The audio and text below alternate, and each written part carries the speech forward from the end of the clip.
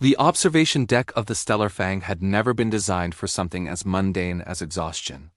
Its sleek metal surfaces and tactical displays spoke of efficiency, of predators who never rested until the hunt was complete.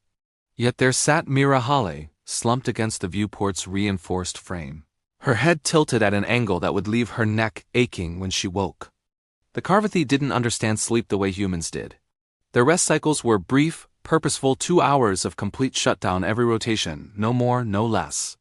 They certainly didn't understand the concept of falling asleep while sitting upright, vulnerable, and exposed. To them, it was either an act of supreme confidence or utter foolishness. Commander Velrax had assigned Mira to the Cub's training deck 3 cycles ago. It was meant as an insult, he was certain. Humans were soft things, barely qualified to handle spacecraft navigation, let alone the education of future Karvathi warriors. But the Galactic Council's integration protocols demanded cross-species cooperation, and so the human had arrived with her strange, gentle eyes and her irritating habit of questioning everything. The Cubs, 7 of them, ranging from knee-height to waist-height by human standards, had tested her immediately. They were apex predators in training, covered in midnight blue fur that would darken to pure black in adulthood, with retractable claws and teeth designed to pierce armor. Young Tyro had been the boldest, lunging at her with a practice snarl meant to trigger the prey response all civilized species supposedly carried in their genetic memory. Myra had laughed. Not the nervous laughter of fear, but genuine amusement. She'd caught Tyro mid-lunge, redirected his momentum with a practice motion that suggested combat training, and set him down gently. "Nice try, little guy," she'd said, ruffling the fur between his ears. "But you're telegraphing your moves. Drop your shoulder before you pounce." The Cubs had been fascinated ever since. For 3 cycles, Myra had run them through drills that their Karvathi instructors found baffling. She taught them patience when they wanted to strike. She showed them how to read an opponent's breathing, their micro-expressions, the subtle weight shifts that betrayed intention. She made them practice stillness, something no Karvathi warrior had patience for until they could hold a crouch for a full hour without their muscles trembling. "Predators don't just hunt," she'd explained, her voice carrying the weight of something the Cubs didn't yet understand. "Predators survive. And survival means knowing when to strike and when to wait." But survival also meant rest, and Mira had been running on fumes for days. The integration assignment was her 3rd shift rotation without proper sleep. Her command had kept piling on additional duties: cultural liaison reports, equipment compatibility assessments, diplomatic correspondence with species who barely acknowledged her existence. She'd been surviving on caffeine supplements and sheer stubbornness, but even human determination had its limits. The Cubs had noticed when her movements became sluggish during the afternoon drill. They'd seen her blink slowly, deliberately, fighting to keep her eyes open. And when she'd finally settled against the viewport to just rest her eyes for a moment, they'd gathered in a semicircle to observe this strange behavior. "Is she broken?" whispered Sira, the smallest cub, her tail twitching with concern. "Maybe it's a hunting technique," suggested Kresh, who prided himself on tactical thinking. "Making prey think you're vulnerable so they approach." Tyro moved closer, his keen eyes studying the rise and fall of Myra's chest. Her breathing had deepened, become rhythmic. One of her hands had fallen slack against her lap, and her head had tilted further, exposing her throat, the most vulnerable point on any creature. In the wild, such a posture meant death. But there was something else in her scent. Not fear, not pain. Something the Cubs' instructors had never taught them to recognize: peace. Tyro had been studying humans in the ship's database during his free hours. He'd learned that they came from a death world, a planet so hostile that nearly everything on it had evolved to kill.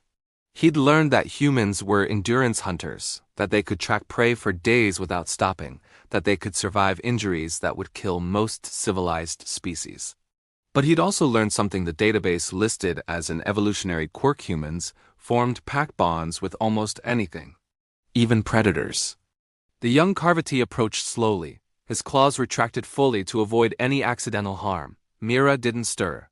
Up close, he could see the dark circles under her eyes, the way her fingers twitched slightly as she dreamed. She smelled of exhaustion and determination, and something else, something warm that made his chest feel strange. His instructors would call this moment a perfect strike opportunity. Throat exposed, Target unaware, victory assured. Instead, Tyro climbed. His species was built for climbing. Their home world's ancient forests had demanded it. He scaled Mara's side carefully, using her utility vests, straps, and pockets as holds, until he reached her shoulder. The platform was broad and surprisingly comfortable, warmed by her body heat. He circled once, twice, then settled down with his head resting against her neck. His small body curled into the space between her shoulder and jaw. Myra's breathing hitched for just a moment, then continued its steady rhythm. One of her hands moved unconsciously, coming to rest against Tyro's back, not restraining, just present, protective. The other cub stared in amazement. "What are you doing?" Syrah hissed, her voice caught between horror and fascination. Tyro's purr started low, almost inaudible, then grew stronger.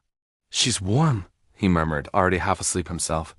"And safe? Safe?" Kresh's ears flattened in confusion. "She's prey species." She caught me mid-pounce," Tyro interrupted drowsily. "Could have hurt me. Didn't. She's been teaching us to be better hunters, better warriors. When does she rest? When does she eat? She's always here, always patient, even when we bite and scratch and test her." His eyes closed fully.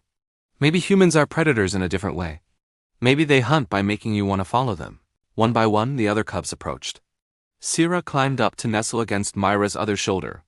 Kresh settled against her side, his head on her lap. The remaining four arranged themselves around her like a protective perimeter, their young bodies forming a barrier between their sleeping teacher and the rest of the ship. When Commander Velrax found them an hour later, he stopped dead in the doorway. His tactical mind processed the scene in layers: the vulnerable human, the cubs who should have been in combat training, the complete breach of protocol. His hand moved toward his communicator to call security to document this failure of discipline. Then he saw Myra's face. Even in sleep, there was a slight smile there, and one of her hands rested gently on Tyro's back. The cub was purring something Velrax hadn't heard from a trainee in years. The young ones were always too aggressive, too eager to prove themselves warriors, to allow themselves such simple contentment. Velrax's grandfather had once told him that the mark of a true pack leader wasn't inspiring fear or commanding respect. It was creating a space where even warriors could feel safe enough to rest. The commander backed out of the room silently and locked the door from the outside. His report that evening would note that human specialist Myra Hale's integration assignment was proceeding ahead of schedule, and that the cubs had demonstrated unexpected advances in patience and tactical awareness. He made no mention of finding her asleep with 7 predator cubs, using her as a cushion. Some things he was learning transcended protocol. When Mira finally woke, stiff and disoriented, Tyro was still there on her shoulder, his small body warm and trusting. She blinked in confusion at the pile of cubs surrounding her, then smiled, the kind of smile that came from understanding something fundamental about the universe. "Well," she murmured, careful not to disturb Tyro as she stretched her free arm. "Guess we're packed now." Tyro's tail flicked against her neck in contentment. In the ancient language of his people, there was a word for the bond between warriors who had shared blood and survival. But there was another, older one from before the Karvathi had reached the stars, from when they'd still lived in family groups in the deep forests. That word meant safe together. As Mira began the careful process of waking each cub without startling them, teaching them even in this moment about gentleness and consideration, Tyro thought that maybe humans weren't predators or prey. Maybe they were something the galaxy had never quite categorized, something that made even predator cubs feel safe enough to sleep on their shoulders. And maybe, just maybe, that was the most dangerous thing of all.